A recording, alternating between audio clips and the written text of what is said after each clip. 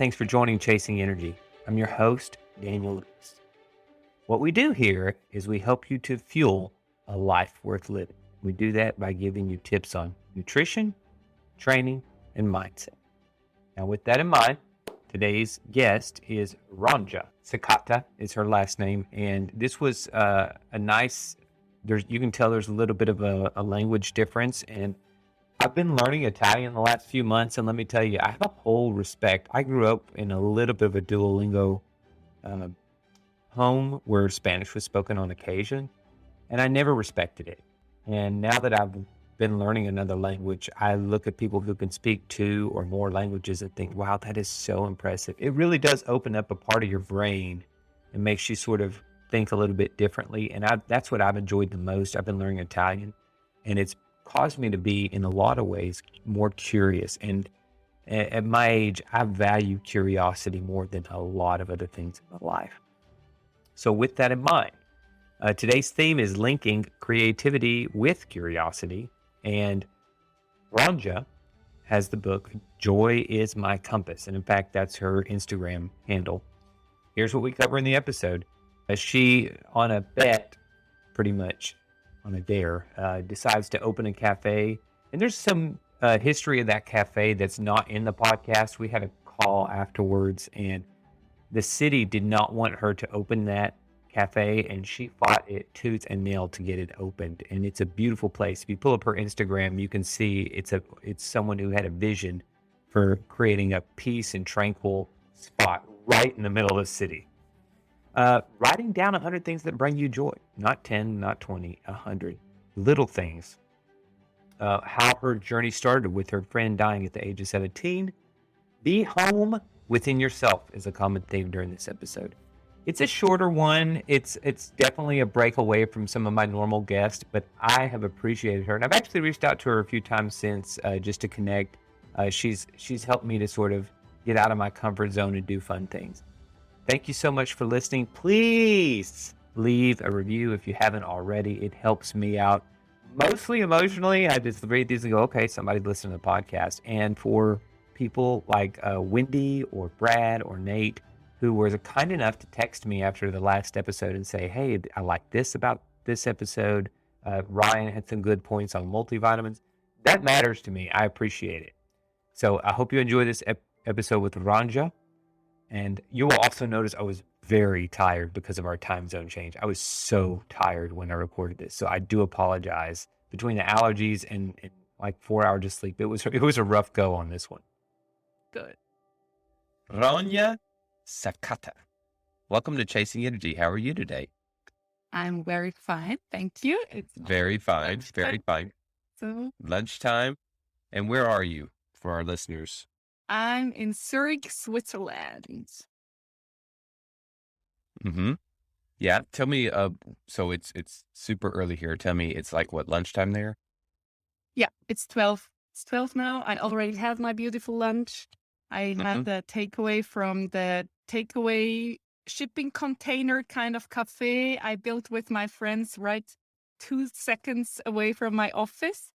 Was all just because of a takeaway. So tell me what a takeaway shipping container is. You know the shipping containers they use for shipping goods. We bought one of these and placed it in our hood to have a cafe takeout kind of open air style.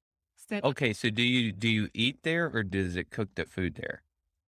No, I can go there and just order my lunch and have a good time. Other times we have silent discos. Do you know what a silent disco is? Is it where you have headphones and dance? Yes. Is that, yeah. So, and it's a place where a lot of public transportations, it's like 100 bus lines and trams stop there. And it's not a beautiful place, but we thought when we create the cafe here and a meeting point, it turned out beautiful, and there are big benches there, and one lady was there sipping her drink, and I can imagine the traffic noise being the waves of the ocean. I'm like, that's a good thing. Now we're a beach cafe here. So tell me about how this cafe came to be. Like, did you come up with the idea? Or? Yeah, we had another place in Zurich where one of those opened up, just with the the pop-up uh, Hmm. thing, and then the counter is right there. And I told my husband, let's create one of these in our hood. And he was like, okay, if you manage to put a container like that on Buchekplatz, where we are, I will quit my job at the airport. And then it took me 3 years of, city phone calls, and they said, no way, you have no chance, like several times. But it went on, step by step. And then my husband opened his own restaurant with friends. And I was like, well, now it's happening. They did an official, like you could you could hand in your business plan to get this slot there. And I was like, I don't want to work there. I just want to eat there and have a nice time. But then my neighbors chimed in and were like, let's do this. So I joined again, and yeah, we opened 5 years ago, and it's a cool thing to be a part of. And you still don't work there, right? No, Or- I worked in restaurants when I was studying food engineering for Mm. paying my rent, but no, daily business, that's not for me. Yeah, it's funny you say that because one of my passions is cooking, and people ask me all the time when I cook for them. They go, "When are you opening a restaurant?" I go, "That's why I love cooking." See, I don't want to deal with the business of day-to-day restaurants. I enjoy the process. It's really is a form of uh, unwinding and meditation for me. When I put the apron on in the evening and I tie it, I sometimes I put my music on, sometimes I don't, but I get into a zone in a state of flow where I'm cutting, chopping, cooking, and everything's sort of coming together. I do not want to interfere with that joy by turning it into a business. Maybe when I'm retired, I'll have a food truck or something like that, where I just sort of do it for a couple hours a day. But right now, it brings me joy, and I don't want to interfere with that. Yeah, and I think the only solution for a cooking type like you are is like, I have a restaurant and I cook and you come and here's the menu. You can't choose. You have nothing to say. It's just delicious, and it costs Mhm. like $150 to spend a night with me. Like, like, if then you just put out your Table, yeah, RSVP tables, all that stuff. Yeah, yeah. Yeah. We have yeah. restaurants like this in Zurich, and I love it. It's like, come over. It's a 5-course meal. You can't choose anything, and just shut up and eat and enjoy. I love that. It's funny. When I was one of the first nice restaurants I went to many years ago, it wasn't even a nice restaurant. It was just a hole in the wall in Chattanooga, and this is long before it had developed. So I guess this was about 20 years ago. And someone had told me if you go to this tiny little place, there's only 3 tables in the whole place. You don't get to choose what you're going to eat. It's a French lady, and it's a 5-course meal. And it's like, I forgot the price at the time. I like had to, what but I had not gone to a nice restaurant either. So please put that in context. And I went, and to this day, I remember that meal and think Yeah. that was such a great use of an evening, such a great use of my time. So it created an experience that I really appreciated. You know, Ronja, yesterday I was journaling, and I was sort of critiquing myself on when I spend money, does it bring me joy? Like really asking myself the question. And the truth of the matter was the answer was yes and no. It depends what you spend it on. But one of the things was when I buy a gift for a friend or I buy an experience that I will remember. You and I were just talking about international travel and how I've really been trying to increase my international travel because I've always had these little 3-day weekend vacations. And I said, when you spend money on stuff like that, you almost always come back and go, that was a good use. That was an investment in money versus these impulse buys where we think, oh, that looks nice. I'll just go ahead and buy it. It's on sale. And then I get home and go, I didn't really need this. Or it was a good buy, but whatever. So I'm looking at what brings joy in my life from a spending perspective. What would you say when you spend your money? And I love the story of the cafe because that really ties together vision. You had a vision for what it was going to become. And and the other part I think is really pivotal about it is you got accountability from multiple partners. So in other words, your husband says, "Oh, well, if you do these steps, then I'll do these steps." And then when you were getting tired, was it your neighbors? You said, "No, we've got to get this done." So it's almost like, yes, you're pulling the load. Yes, you had the vision, but there were stages along the way where other people said, "Well, if you can you had an idea of where you needed to pull it to." And then there were times where other people helped. So tell me more about when you talk about spending, what type of things do you find bring true joy to your life? You know, that the brilliant thing I think is that most of the things which bring you joy, if you go into the little details, they're free. So I love to write lists. And that's one of the exercises I always tell my clients first. Write down 100 things which bring you joy. Not 10, not 20, 100 things. And if you go through the year, we have 4 seasons here. I think you too, like 4 seasons.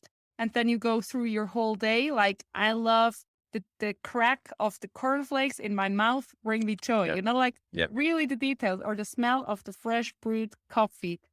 I love, for example, in winter when there are icy edges on the street, I love to walk on them, and this cracking sound that brings me so much joy. So sharpening your awareness during the day for seeing and experiencing and taking this little tiny experience all in, that fills your joy tank without even spending a dime. That's Yeah. I love that. And it shouldn't be like forcing this, like, oh, I need, like, but if you're just experiencing and witnessing the things, then you can add like smiling at strangers. I love to do that.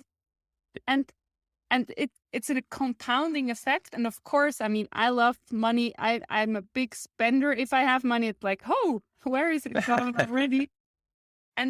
But I think what you said, this impulsive buying things, you can train yourself to just have a little moment or sleep Mhm. one time. Do you say sleep over it too? That's a German. The German Sleep on it. Yeah. sleep on it. We say sleep over it.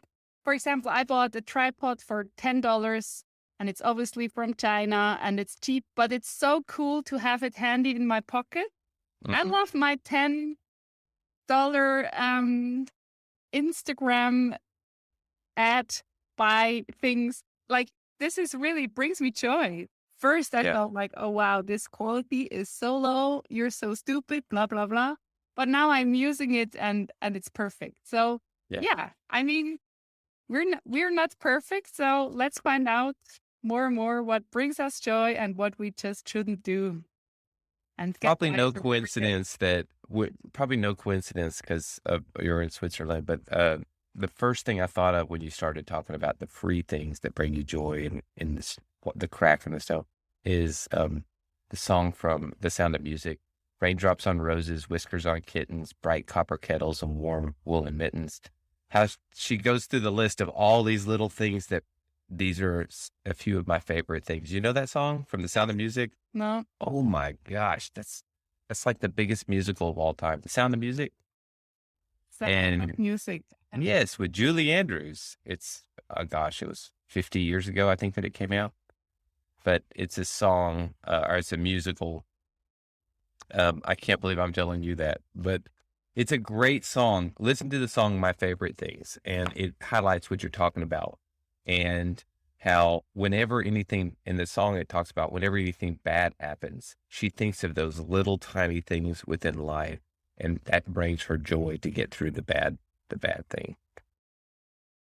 So, talk to me a little bit about the Joy Academy, which is mindset, habits, and a practical plan towards bringing joy to people's lives.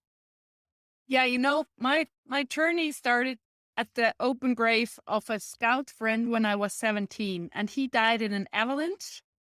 And it was so devastating and so clear at this young age, like, oh wow, life is not forever.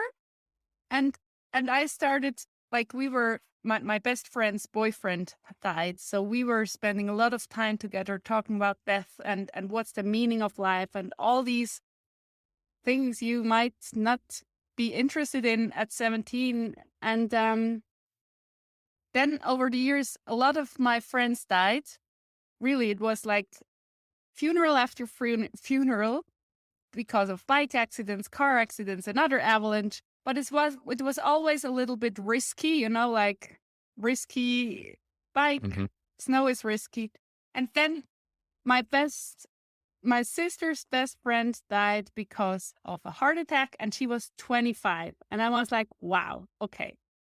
I don't even have to go out of my house, and I could die any given moment. And that gave me so much motivation to just live my life every day. It can be a boring day. I don't need to go bungee jumping every day to have a fulfilled life. Not at all. But like, I want to enjoy my day. And if I'm with a person, now I'm with you, I'm fully present, and I take it all in. I take your background in, the sound of your voice, just everything, the whole atmosphere. Mm-hmm. And over the years, I realized that this is not the state of being for most of the people around me or on the world. And I could actually teach that, even though always I think that's so simple, but it isn't. And then the Joy Academy got born out of little programs I did with groups and coachings. And I was a food engineer. I was teaching food technologists, the process engineering. And even there in this classroom, I felt like I loved these students so much. They were between 15 and 18.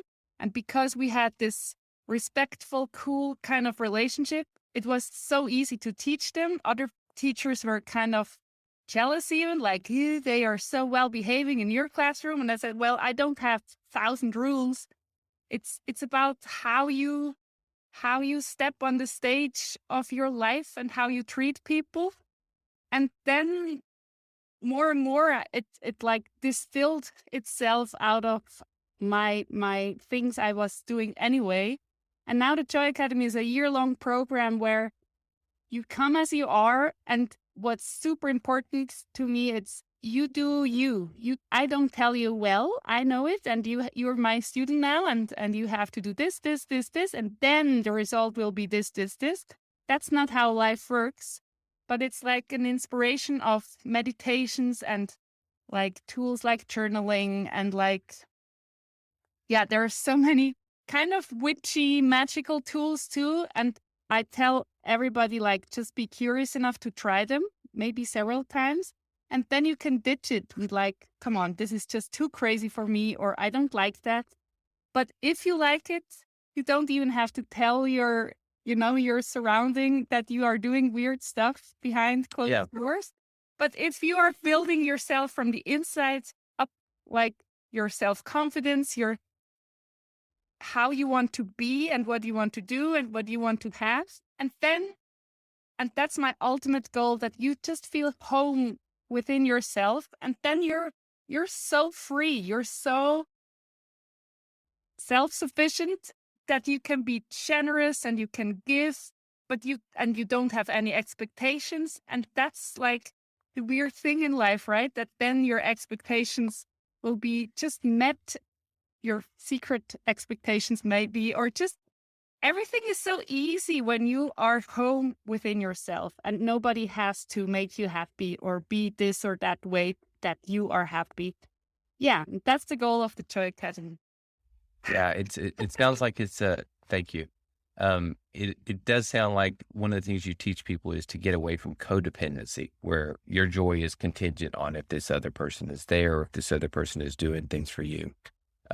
Talk to me a little bit about, I know this is one of the exercises you had mentioned where you think of yourself as like a powerful animal, or you have one in your corner when you're talking about, tricks and imagination and things like that you just try it, see if it works for you. You were talking about your spirit animal or an animal that you can relate to, not in a shaman type way, but in a, I've actually been reading a book about this, it's called your alter ego, but it's very much, you have, your favorite hero. How do you transform and what do you do to turn into that to handle certain situations that are difficult? So in this situation, walk me through maybe a quick version of the exercise where you have your animal. That's a meditation within the Joy Academy, and I'm actually now offering that outside of the Joy Academy as a mini workshop where you can try it yourself. Because guided meditation is for, in my experience, for over 90% of the people, it's so easy, and they're like, "Wow, I see such clear pictures. That's so cool." And then you can just meet your spirit animal. And I just, in German, we have several words for that. And I don't want to like step on traditions of Native Americans. It's more like just an animal. And then you can look up the meaning, the spiritual meaning. And it's amazing, like how, for example, one client, she was in a very, very difficult situation in her job. And she saw a mountain goat. They're in Switzerland. There are many of them. They have like stripes on them and different horns. And it's not the Capricorn. It's like the little version of it. And if you look up the meaning, it's like you are now balancing really hard stuff and you can climb. I help you to climb on like the tiniest little edges. And it was, I even have chills now. It was so on point. And she was like, wow, I just saw that. I mean, I didn't even think of a mountain goat. I was thinking of a tiger or a bear or something like more, whatever, powerful. Mm-hmm. But it was so on point. And that's what I'm so amazed by this work in the Joy Academy. When you do a meditation, you see your animal. One client saw a starfish and she was like, like, really? But when you look it up, it was perfect for her. And it's just at that time in your life, it can like say goodbye and another one can appear.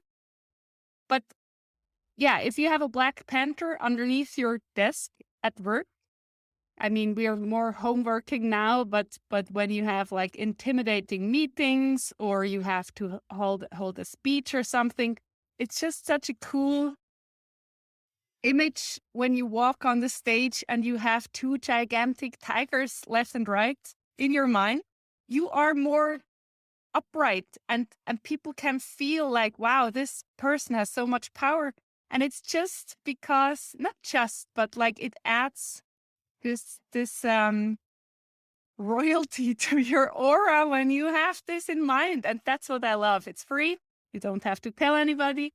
And you can play around with it, how it suits you best. Maybe you have a parrot on your shoulder and it's whispering you like the next sentence into your ear or whatever it is. And in the meditation, they just appear. And that's the magic I love so much. I like it. I like it. We do, there are some Americanized versions that are probably a little bit more formal and less fun. But I know that one of them is thinking of like the 5 people in history that you really identified with, like Julius Caesar and Abraham Lincoln and these major figures, and then picturing them at a table when you have a problem and going around the table and asking each of them, what would you do in this situation?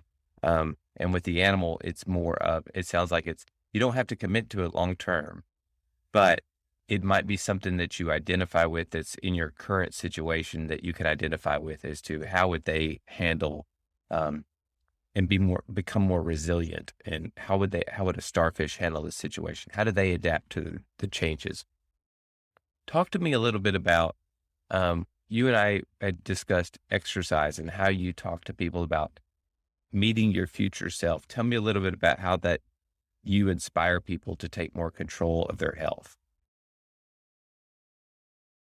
As I said before, I don't like to tell people what to do, and I don't like to be told. I get like very stubborn, like toddler stubborn type of I don't do it when you say I have to do it. But if you meet your future self, and not any future self of you, it's like the best version, and you can turn the dial of the time travel. Like, I want to meet myself in 10 years. Then it helps to think of what year is it then and how old am I then, so that you are helping your brain, that you don't have to calculate within the meditation.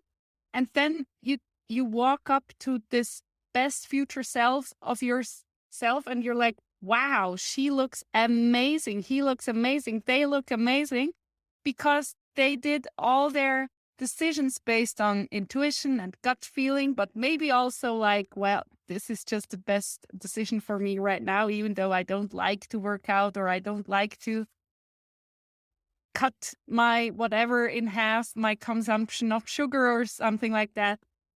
But it's just a gentle approach of just seeing yourself radiant and full power and so healthy. And then you can ask questions. And that's again also with the spirit animal. You can discuss things, you can ask things, and you will get answers. You don't have to know from where. If it's like you don't have to understand electricity for using light, right? That's the cool thing about these techniques. And and having advice from your own future radiant self, for me, that was like totally breakthrough things. Like I saw my future self now recently several times, like in 15 years, she was jogging daily. I'm like, ooh, I hate running, you know? But she was so like in tune and went to the woods and did some filming at the pond and like, oh, and now yesterday evening, actually, my daughter, she's 11, and my husband was working at the restaurant. We were like, let's go into the forest. We have a kind of a fitness parkour in the forest. I don't know if that's a thing in America, like workout stations, but made out of wood.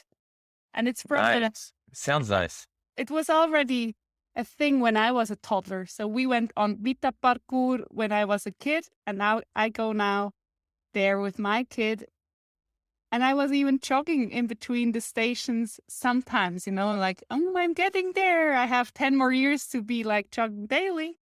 So, yeah, you can change your behavior because you want to, not because anybody or any book or somebody tells you. And it's a slight difference, but the motivation is coming from the inside and not because we do that like this or something like that.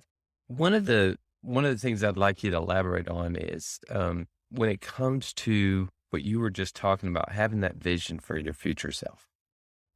When you talk about creating joy and being in the moment, what most people I know default to is, at least around here, is, well, I'm just going to enjoy every single day like it's my last day, and it becomes this sort of endless celebration, right? Where they're not really worried about taking care of themselves because they're too busy trying to create joy in the moment. How do you balance that idea of creating a vision for what you want to become and yet also finding joy in the moment? There's those two different things. One is practicing a little more restraint, maybe not eating as much sugar, or maybe it's going to bed at a reasonable hour instead of staying up late or drinking too much. How do you personally guide people or yourself to say, this is going to bring me a little bit of joy now?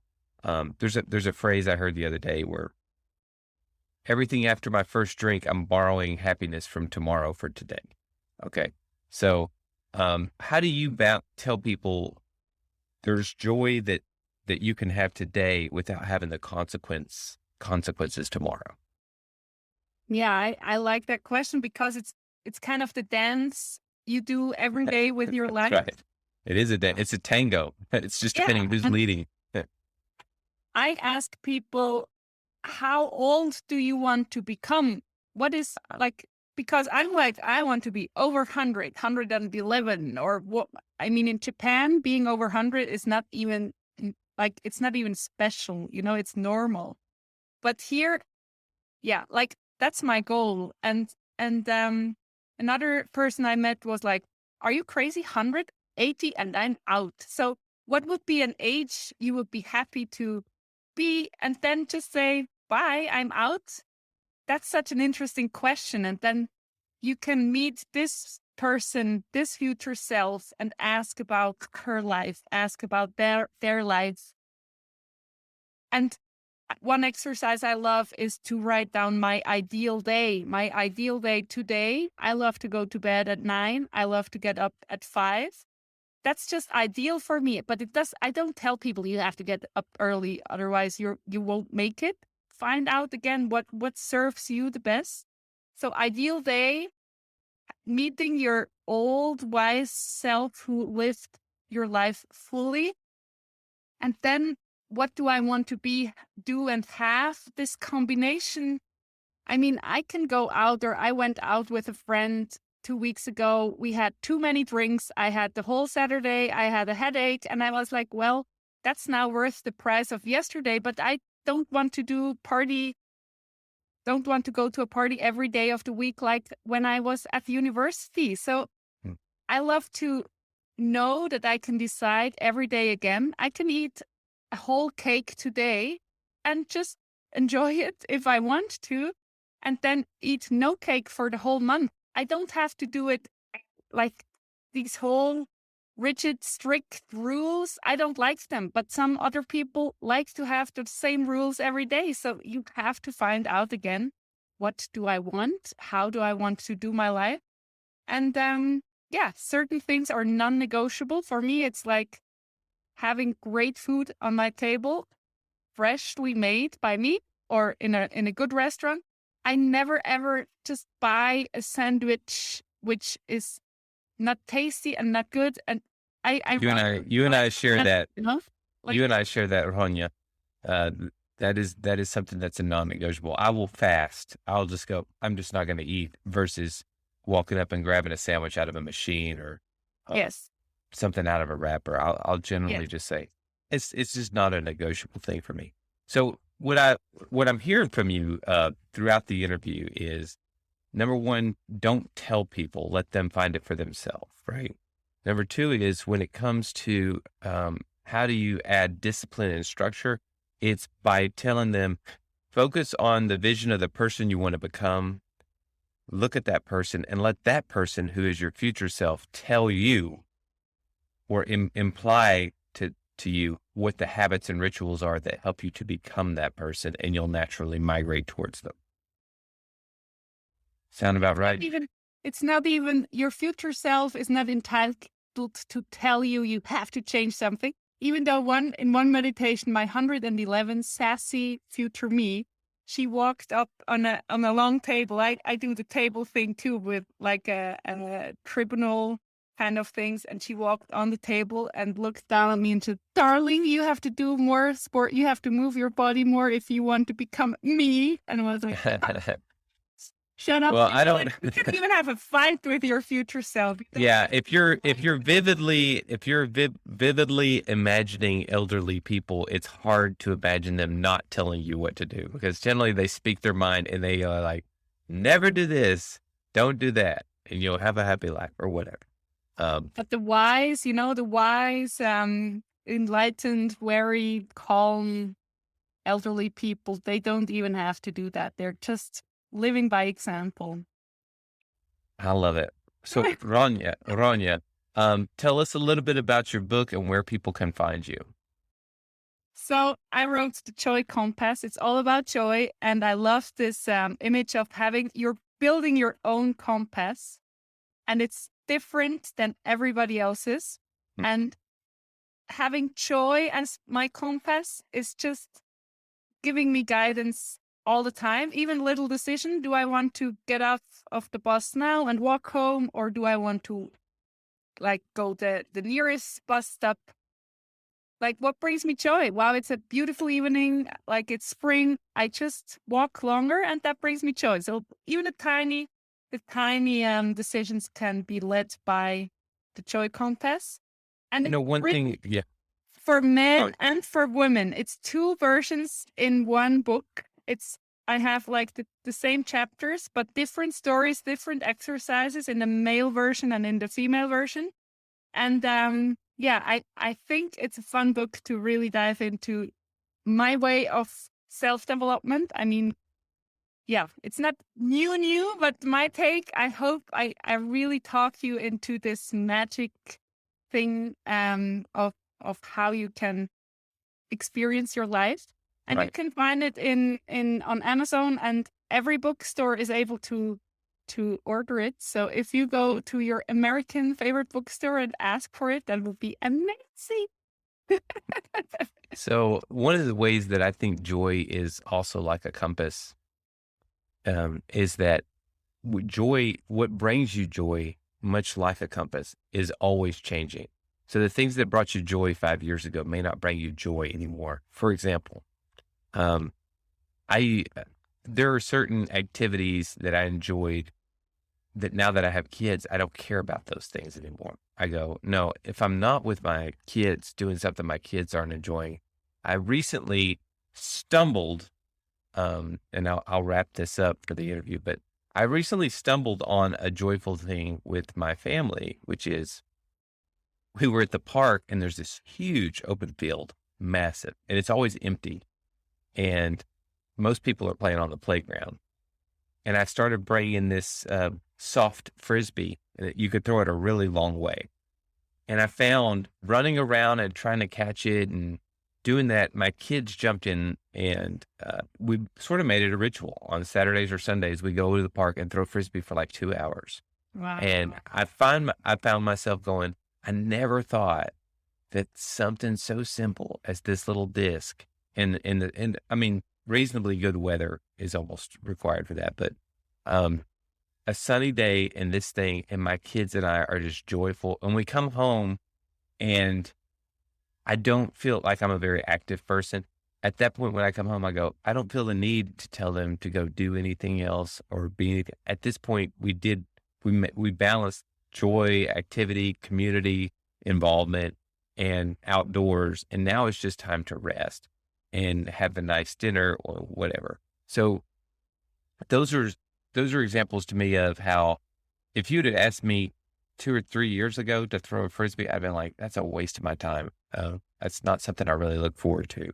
But as I get older, I look forward to activity. I actually, even things that bring me joy now, I go, I can't wait to find out what's next for me, because I know this won't always be the case for me. I was a very serious runner for a long time, and it brought me amazing amount of fulfillment. But there are other things I do now that I get a similar level of fulfillment for, like connecting with people like you, Ronja, and sharing your story and helping other people. When people come up to me on the street and say, man, I heard your podcast with Ronja, and I connected with that and it brought me a little bit of joy. Thank you for bringing that. That's part of what brings me joy right now, is sharing with others. So thank you for sharing your message with me today, by the way. Thank you so much for having me. I played ultimate frisbee for 10 years. I mean, not professionally, but there is a little, like we are like 400 people in Switzerland playing frisbee. So I totally get what you're talking about. So what is ultimate frisbee? Give us a description. It's a team sport, 7 against 7 team members. And there's this end zone, and you just have to catch the frisbee in the end zone of the opposite team. And then it starts again. I think in America only it's with referees. In Europe, it's still without referees. So it's fair play. And if you say foul or something, it's non-contact. If you don't find an agreement, you just throw it one step back and you start over again. It was absolutely brilliant, a brilliant time. And after 10 years, as you said, I was like, wow, it's over. It's like done. 10 years is enough. I do something else. Then I started jiu-jitsu until I got pregnant. So yeah, we don't need to do the things. But I think it's also cool if we still enjoy the things we enjoyed as a kid. You know, going to our mountain cabin. My father is 82, still walking up there with the snowshoes in winter. And he was there the first time when he was 5. And now he's 82. So again, that is a balance, like quit things and start new things. And some things are meant to stay. Wonderful. Wonderful. Well said. Good note. Good note to end on. Thank you so much, Ronja. And I look forward to hearing more from you soon, and hope we create some joy in our listeners' lives. I hope so too. Thank you so much.